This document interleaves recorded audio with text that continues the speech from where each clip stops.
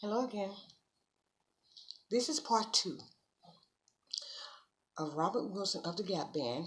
He tells of being ambushed and threatened to give millions since he was a Gap Band member, he was told. So Robert explains that the record company they were with weren't rich. He explains that in part one. Like I said, this is part two, and I'm Love Herself. So Robert goes on to say, he says, so he didn't believe me.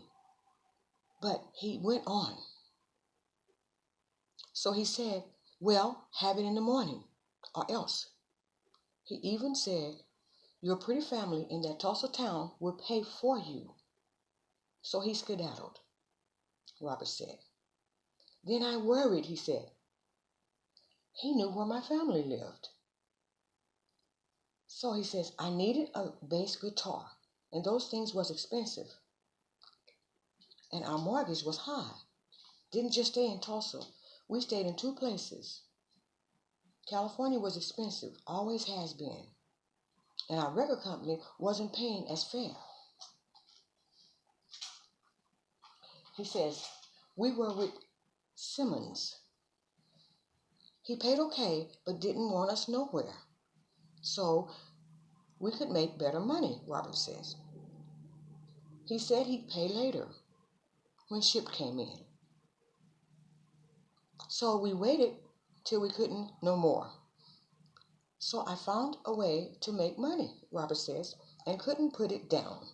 Since it was better than our songs were spinning in the stores. Then they came up on me, Robert says. I didn't pay fast enough. Was it the record company?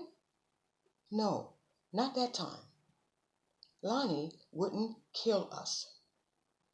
That was happening in the other companies who took people's music. Lonnie was broke half the time, Robert says, dealing hard, playing hardball with the big lagoons. Couldn't keep up, so thought about folding several times. Our record company, the Total Experienc, wasn't as big as Capitol. So we wasn't making as much, Robert says. Anyway, there we were, all of us, in debt, owing someone or another. And they were coming up on us, too, thinking we were millionaires. But we weren't, Robert says. So they would threaten us from time to time. Please go to the next part 3 of what Robert Wilson is had said to me in conversation. I'm Love Herself.